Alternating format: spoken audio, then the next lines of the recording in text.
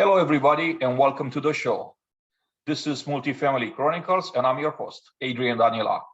This is episode number 14. On this episode, my guest is Brice Wheeler. Brice is one of the founders of My Industry app, one of the apps that I've been involved in promoting lately on LinkedIn, an app that's really tailored towards multifamily professionals, whether they're in management or vendors. Welcome to the show, Brice. Hey, thanks for having me, Adrian. I'm really excited to finally get on here. I'm honored. So, Brice, for the audience that doesn't really know you, why don't you start by telling us a little bit about your background? Sure. So I've been in the multifamily industry for a little over a decade. So some industries, that's a pretty long tenure, in multifamily, that's just kind of peeking into the game sometimes. Before that, I did what I would call my Renaissance tour, where restaurants, financial advisory, car sales. I was a postal worker. I did actually letter carrying to people's houses, but always kind of rooted. I was a teacher, but always kind of found my home in the restaurant industry, which surprisingly has a lot of carryover of skill sets into multifamily. So it's a common theme in a lot of the stuff that I talk about is, how to commonalities between those industries as well as retail. So I'm curious, how did you get the idea of starting this app for the multifamily industry? What led you to create it, to start this project? Sure. So from 10 years in the industry, a member of several associations, local, national, also on some email chains that are these large group emails where you see a question come up, someone asks like, hey, has anyone ever used this software? And then they get about 50 responses hitting your inbox, and then it's a month later someone else has the same question and another 50 responses and different opinions and whatnot. And I was like, there's got to be an easier way of doing this. And the associations, they're doing a lot of good stuff, and they're really good for local community and kind of building things out. But there's some limitations where it's a micro economy where you're not getting outside influences often, and people aren't able to as easily connect. And I mean, the associations are great, but their technology sometimes is a little light in the areas that it could be, because it's not their focus. And we really just wanted a place where people from the industry could connect, share ideas, get questions. There's some forums in there for people that, so that if there is a question, you can quickly scan, and see like, has something similar come up? Is there a conversation I want to be part of, or I want to get some more information on? And then, unlike other social media where you're getting blasted with stuff constantly, you can just kind of dial in on how much information you get based on what you want. And it's also concentrated to our industry. So we've got some pretty strict policies in there on, what not to add in. And we haven't had any problems yet, but we want it to be fun, but industry related, and to help people connect, and not be so much about promoting everything under the sun, but promoting and growing the industry, and we've just launched it this year, and we just came out of testing, and we've got a good little flow going, and we're excited. We're excited where it's got to and where it's going from here. What are a few features of the app that you would like to highlight that they're currently active, and then also what other features should the users expect in the future? I know that this is like a living organism, right? It's evolving. It's evolving based on trends, and also based on what the members, what the users want, right? So there's new stuff always coming up. So what are a few features that you would like to highlight currently, and what other features you would think that are upcoming? They're coming up on the app. Yeah. So one of the things that recently released that we're super excited about, and we've been doing just free profiles for, are the businesses. So we got it when we first released to members. there was a lot of people that have businesses, work at businesses, and they wanted to have a place to be able to do that. And we've put a lot into making these robust, but easy to manage. And we just started releasing them to the first couple of businesses, or the first set of businesses that opened up, where they can have features in there. They can have people directed to their website, connect with them, and what's coming up. And we're really excited about, because I think this will impact a lot of people, because we see a lot of it in the app already, is job postings. So vendors, management companies will be able to post jobs in there, and that's their audience. And I think that's one of our biggest goals, is connecting people to work, connecting places that need good people with good people, and connecting people to information. And behind that is, because it's the same kind of engine as the listings, so apartment listings, advertisements for new services coming up and stuff. So to really grow it out on the company side of things, so it gives our users access to go in, rate companies they've worked with, get kind of a real true peer-to-peer review on stuff, so that they know, like, this is a great service, and help companies, know where they're maybe missing the boat a little in some of their service areas, because they're verified users that they've had, and it's not just people outside the industry just kind of leaving reviews on review sites. So we're really excited. We've got a pretty good response from the companies that are in there so far, and we built it to be really user friendly. And I think that's what makes it easy for someone to go in and update some information and just start reaping the benefits, and kind of going from there. It's definitely exciting times with the app, and then I definitely look forward to where this journey is going to go, is going to head. So part of your background is in restaurants. You mentioned that you worked in restaurants. I'd like for you to just talk a little bit about some great lessons that you learned from working in restaurants, that we could, as a property management, as multifamily professionals, we could apply, like what the restaurant industry does so well that we might learn from and actually try to apply in multifamily. Wow, that's a really great but loaded question.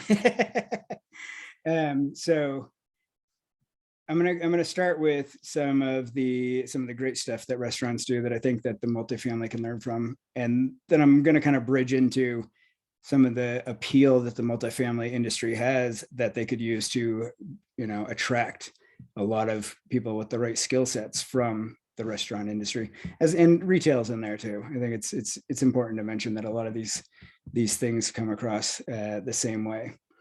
I think it's a good place to start is a restaurant company that I worked with off and on for 8 years, and the ownership determined that it wasn't 100% about the money. It was also about the people and the community, and in a real way.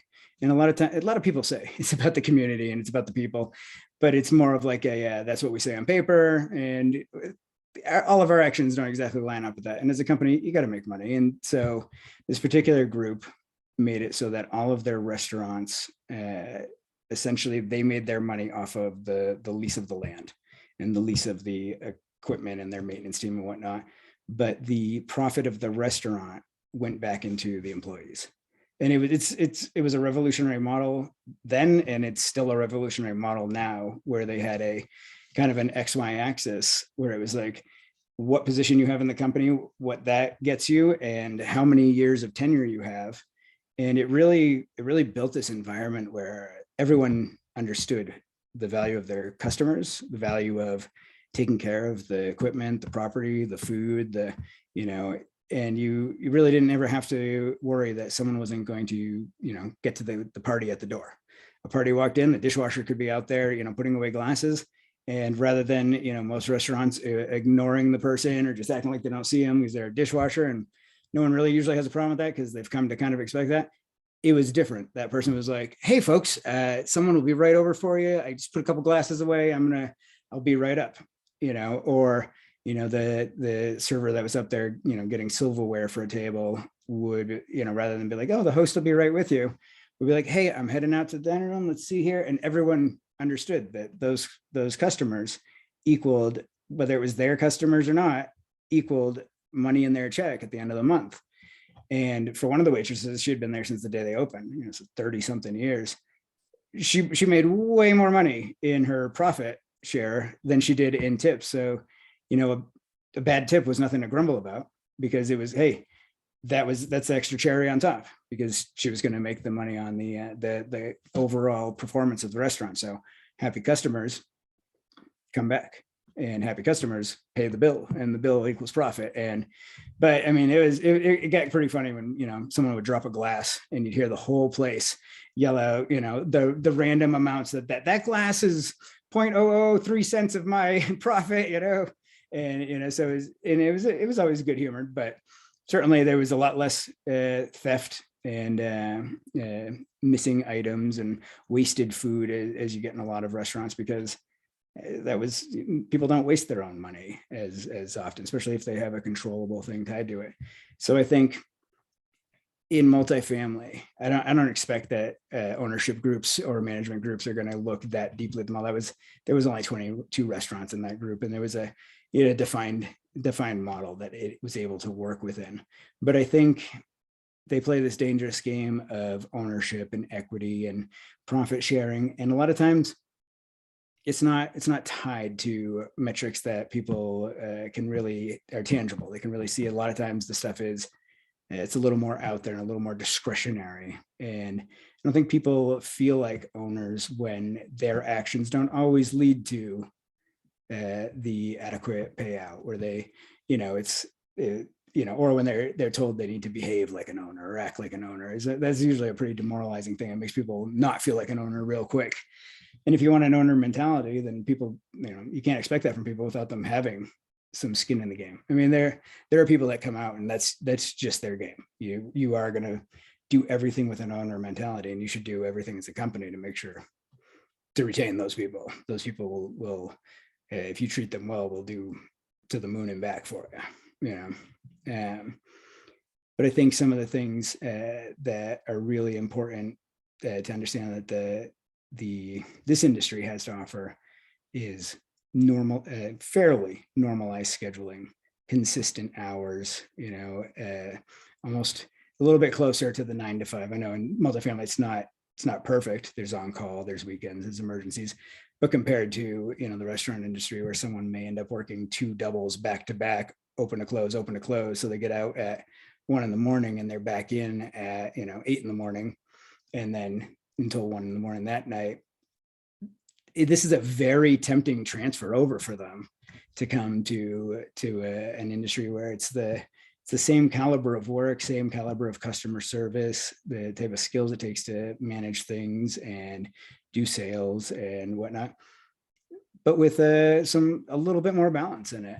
And sometimes it's hard to see even when you're in the industry only for this decade to go, there are a lot of jobs out there that are a lot worse in the way of scheduling, where just having a kind of consistent 30, 40 hours a week versus 16 this week, 48 the next week, got to pick up triples, doubles, and then they don't have any hours for 2 weeks. So I think there's a big labor pool out there that the industry is missing out on, and kind of need to start dipping into it a little and looking at how to acquire them.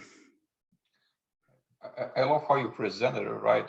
It doesn't matter where you are on a scale, really, as far as other industries, like how you compare with other industries, but you look horizontally and you look at, comparable industries. You might be looking up and say, we can't really afford because our pay, our benefits, our schedule are not the same. But we tend to forget the people that are like lower somehow on that scale, not people, but industries, right?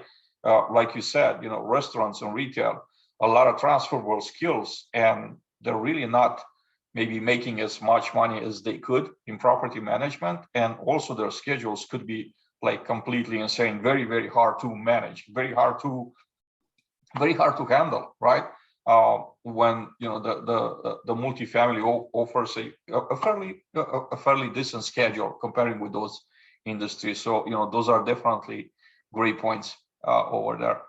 Hopefully this is some great advice that companies will look into taking and actually try to go to that pool of talent right there and just recruit. One of the numbers that I heard not too long ago, I was at a meeting with some executives in the Atlanta market, multifamily, and numbers that were said right there. Site level, 38% of the positions are vacant currently. They've done some surveys, and then corporate level, about 33%. Those are staggering numbers, and you can't just bring so many people all at once. But you start with one, you start with the first one, and just kind of work your way right up to that number. You have to start from somewhere. And I think it's important too to realize, like, you have to put more behind it than just, you can't just hire someone from another industry and be like, because it's one of the dangerous things of this industry is that they hit the ground running mentality. And I heard that phrase plenty of times in life. It was never related to starting a job though. When in this industry is prevalent, like, we want someone that's just going to hit the ground running. Because to me, what that says is we want someone we don't have to spend any time on training. And we are okay with what the last company did. The company that person or that is choosing to leave or for you, we're okay with whatever. We don't even know what they did for training. We're okay with that. We want them to just get here and hit the ground running. And that's always been, I think, one of the most dangerous phrases of this industry. And then the other one is industry experience required, because I think that really closes that candidate pool, because what you want is people with the right skills. You want the right kind of people. And you don't want to close that box too much on what that is based on a real high level. Well, they've already got to have this experience, and the industry is eventually gonna disappear because there's no more blood coming into it, or it's a lot slower of a flow than it should be. You're making a great point right there. When we say industry experience, we're basically ended up recycling the same people all over again. They just kind of go in a cycle, and you will see people that you've known for 15 years. You run into industry events where they're the same people. They're the same people all the time. A very few newer faces, and just because, like you said, hey, everybody wants industry experience. Well, it's that chicken and an egg dilemma, right? If you're not going to give someone the chance to begin somewhere, right, to gain that industry experience, how are you down the road going to have enough people with industry experience? Because we have a pool of people, and some of them are leaving. They're going to work somewhere. They're going to work for themselves. They're leaving the industry altogether. They're retiring. And then if we keep going to have this as a required qualification that you have to have experience in the industry, we're 40% lower anyway, like at this point. So the pool is shrinking by the day. And just I think a lot of the artificially created requirements for jobs, they're out there. They're really limited a lot. They're limited. They're limiting who can come into the industry and work. How do you see the industry maybe overcoming this, bringing in more flexibility? What are maybe a few ideas that you have?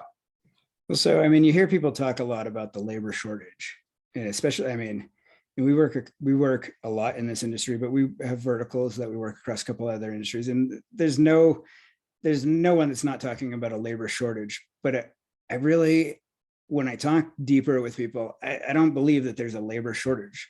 What there is a kind of a shortage of realization that things are changing, and you can't just dip your toe in, or you can't just expect it to be the same. And as you're talking about that shrinking pool, and where I was talking about as far as the catchphrases, the industry experience, and hit the ground running. Well, hitting the ground running tells me I want you to have done this so many times over that also you probably haven't been promoted or brought up through you don't have a path in place, because Hitting the ground running means we hired you from doing the same job, and which is fine.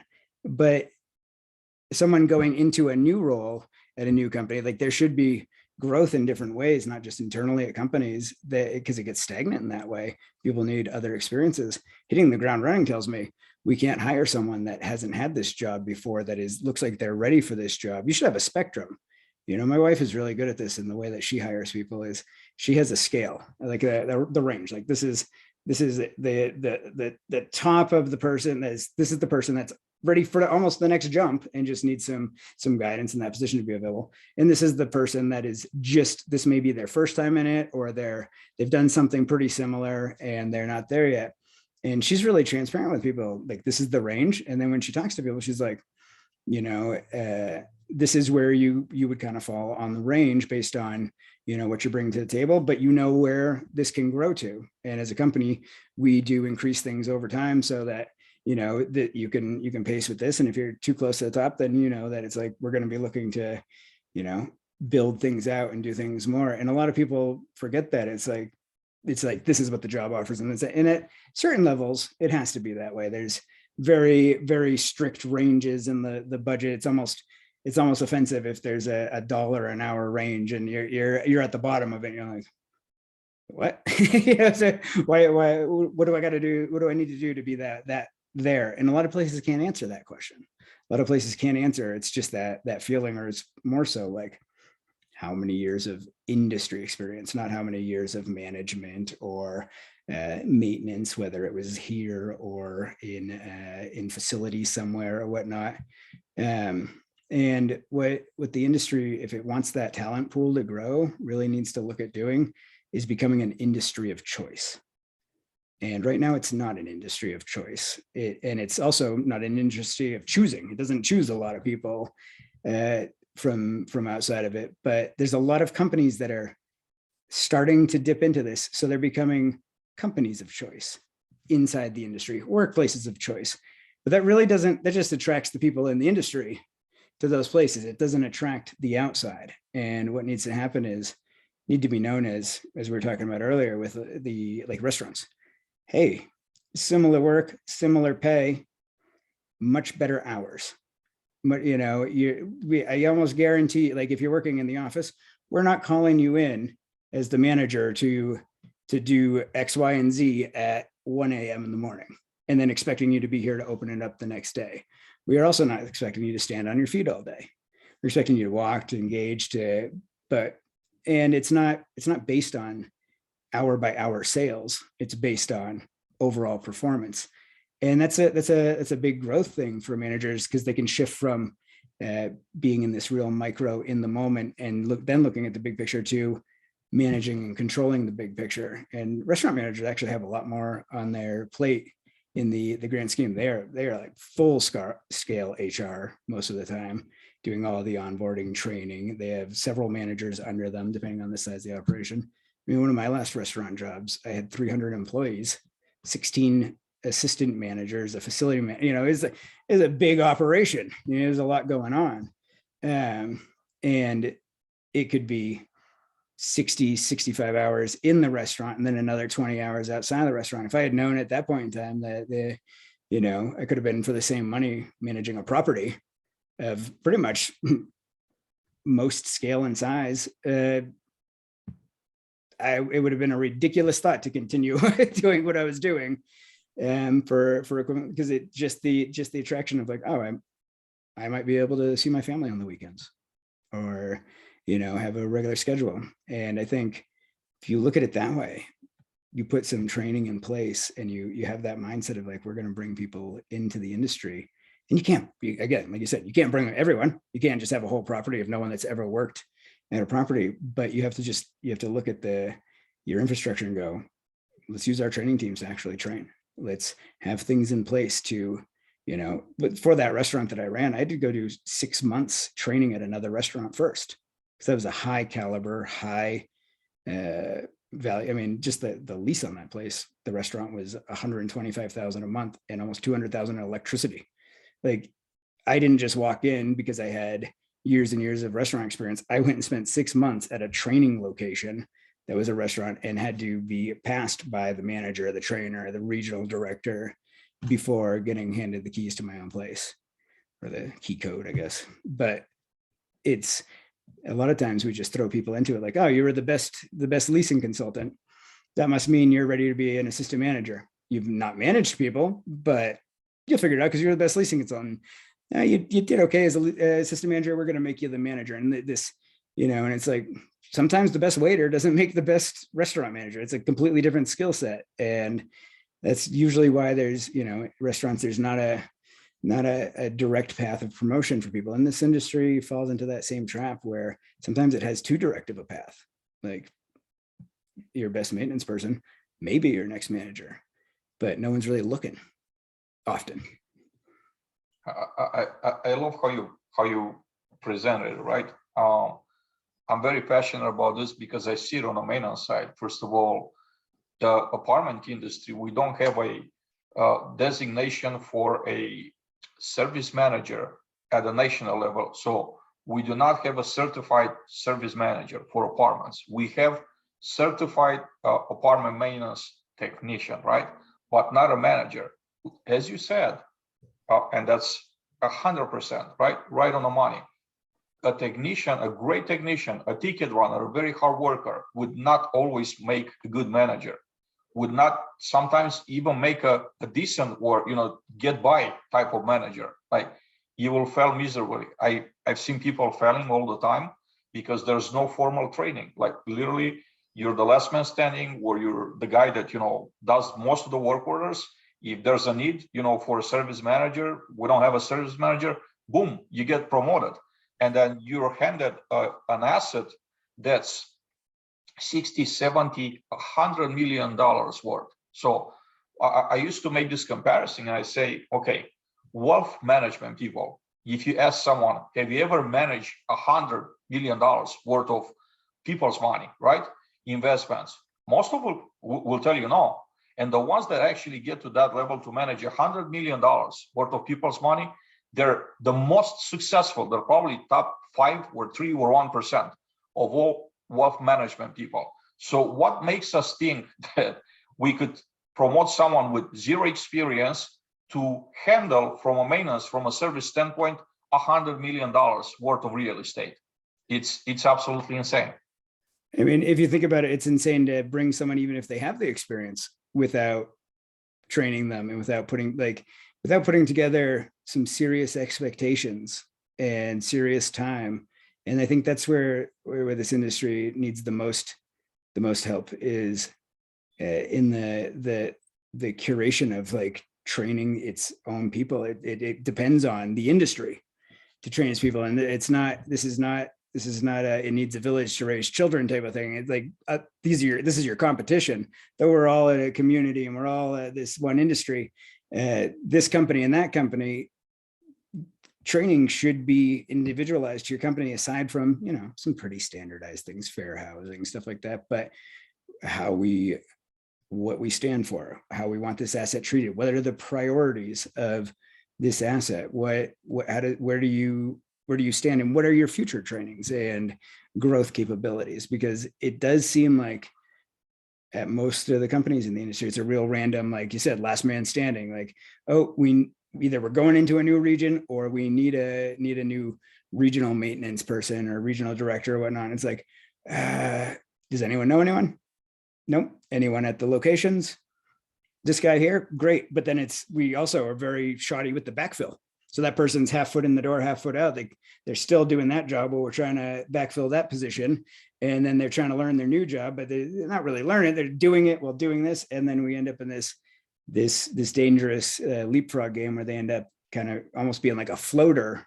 And I know you've had some stories about similar experiences, rather than being actually like, it's like when you make these jumps, there needs to be training, because going from being a doer to being a manager is really hard for a lot of people. And a lot of people, they're natural leaders, so they're better at that than they are at the actual doing.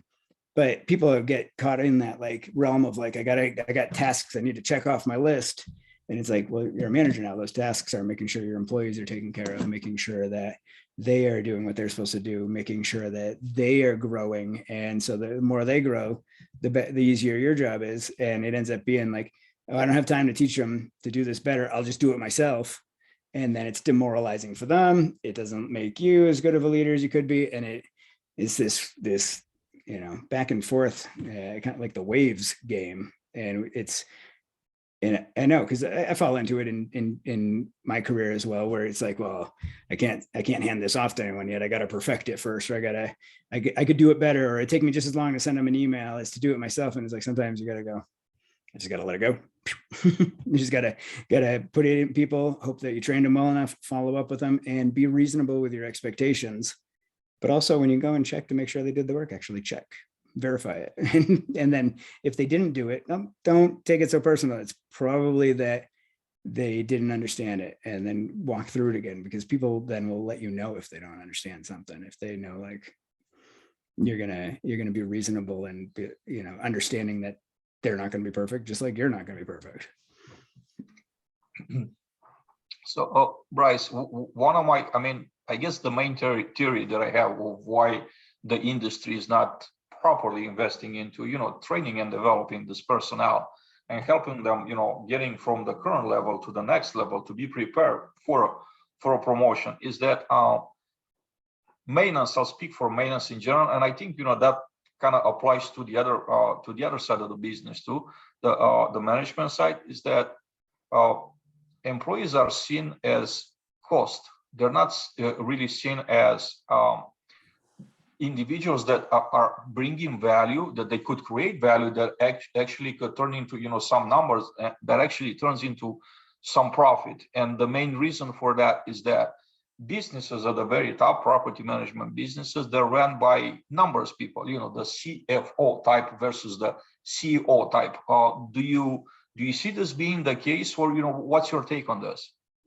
So it's funny, because I have a similar view in the end result. I think you have to look up one level, and depending on what kind of company in the industry it is. But I think that the operational side of things are generally driven by the asset management side of things. And if you look at an asset manager for a real estate investment firm, they are drilling in deep on, because they're working with the investors. They're working with who the people who have the skin in the game, and that's really their client. So they're drilling in on, like, how do I get more money to these clients? And what they're forgetting, and it's not that they're forgetting, but it's easy to get caught in that drill down game, is the people in the asset are way more valuable on the long run than the individual expense, or and so where it gets all choppy is, then they expect these reports from the operational management teams, like, where are we at, what's the performance, and it goes back to that, they do a lot of the planning and the due diligence and the but there, a lot of times there's these fluff budgets out there, or these theoretical things, and there's not enough like real expectation. And it happens a lot, even at the corporate level, where it's like, if you're going to gain 10 properties, you're going to need to gain 2 accountants. That no matter how, roughly, no matter how many things you have going on out there, that you're going to need to staff those properties. But people will always forget in that budgeting that there's going to be other bodies that and as you gain people, you need HR people, you need analytics people, and that's why a lot of times it's like what we call the dog's breakfast, where they're just like, especially when it's third party, just taking on whatever's coming their way, and not defining what their asset class, their prime business, and what they're like. We're going into a new, I've worked with a couple companies where it's like they go into a new region on one property. They're like, oh yeah. And then there's a regional director, a regional manager, regional maintenance that is in a completely different state, and they've got the least amount of property. So they'll take care of our whole new region as well as their other region, because we've only got one, and then we'll start growing it out. But it's almost like they're like throwing coins in a well sometimes, being like, oh yeah, hope this region grows. and there you don't have an active presence there that is actually doing that, where it should be like, to go into a new region, you should have a minimum set of properties that you're going to take over before you can even fathom it. And then you need to look at it just like any other thing. When you're going into a whole new market, it needs to be marketed, it needs to be promoted, you need to be in there and meeting and greeting all the people that have been in the industry. You need to be hosting events to get to know people, to be like, we're coming to town, and I know there's always this like mystique of like the building is selling and there's an acquisition and we got to be quiet, but it's kind of part of the problem with the industry is that, like, you need to be able to have a plan in place that unless you are going in and developing it, or you are going in and acquiring them internally, that you can't just take a one-off property in Spokane, Washington, or in Nebraska and not have it. It suffers. Then they become cash strapped properties, and they become support strapped properties. And then manager can't take a day off because no one's able to look after the property. Regionals have to get on airplanes to get there. It's a funky business model. And a lot of times it is just, it's the dog's breakfast, whatever you throw in that bowl, they, glad to have it. Sometimes you do have to say no to deals. You have to go, we would love to take this, but it doesn't fit into our model. It doesn't, we are not, unless there's other properties, we'll start looking with more interest in your area, but at the current moment, because it then straps, you stealing from Peter to pay Paul. It's the same as a restaurant just building one in a neighborhood because no research thinking it's going to do well. And the magic was where the other one was. And now this one's bleeding, paying that one to keep it afloat because there was no planning, and that's my take on that. Brice, I love our conversation. I think we should really do a part 2 with this, because I had most of the questions that I had initially that I meant to ask you were left unanswered, but the conversation went so well. I've been so into our back and forth that unfortunately we're gonna have to wrap up here. What would you like to say in closing for our audience? Something that you're passionate about, something that you wish you would have said, you didn't have the opportunity to say. Well, I know that we're running over because I say a lot. So I think for me, it's always just keep the eyes open, look for good people everywhere. I think I've hired some of the best people in places where I would never have, I wasn't looking. I just, when you find good people, create positions for them, because you can't always do it. But if you look real hard, you can always find something to get a good person, and especially if you find a good person that's being underutilized where they are.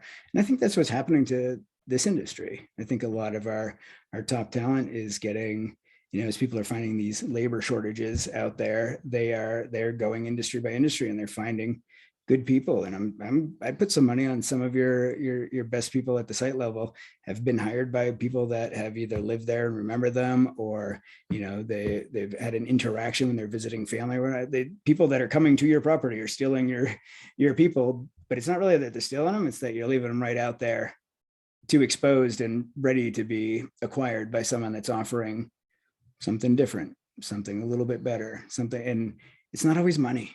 Some of it is just some feeling of ownership, something new, a little more flexibility. And it doesn't take a whole lot these days. And that's why you really have to look at how and what you do to keep your good people. Because it's way more expensive to bring someone on new than it is to treat the people you have great. I completely agree with that. Brice, thank you again so much for coming over. It's been a real pleasure. I appreciate it. Having this chat with you. You gotta promise me that you gotta come back for a second. Oh, I'm looking forward to part 2, and I'll keep my try to make sure I keep my responses into the allotted time so we can get to. I think that I like this a lot because there's just so much information, so much great information in your answers. I wouldn't want you to cut them short for anything. So just keep on coming like that. Great. Well, thanks for having me. Have a good one. Everybody, thank you very much for watching. This is Multifamily Chronicles, episode number 14. I'm your host, Adrian Danila, and I hope to see you back here soon. Have a great day.